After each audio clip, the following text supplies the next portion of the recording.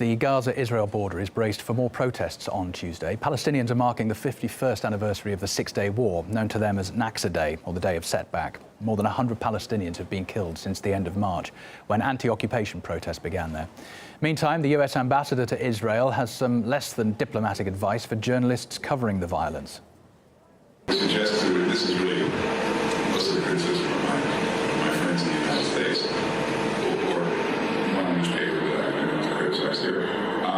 Until you do that work, just keep your mouth shut. Well, the American ambassador to Israel, David Friedman, has attacked the media for what he says is failing to fairly cover the recent protests along the Israel-Gaza border.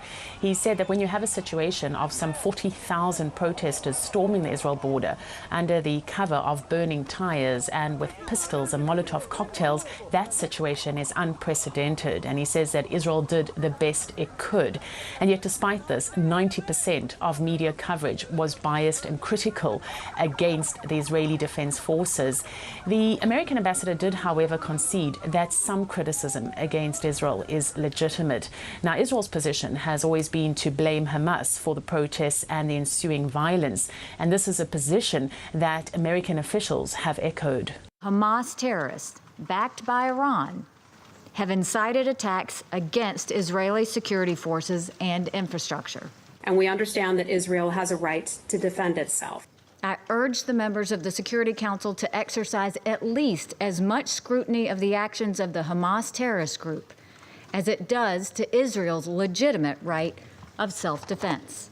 Now, despite the fact that American officials have come out in support of how the Israeli army behaved in dealing with those Gaza protests, there has been unprecedented criticism in the international community, particularly by human rights groups. You have, for example, Human Rights Watch saying that the IDF's behavior was a bloodbath. You have the United Nations saying that it was outrageous.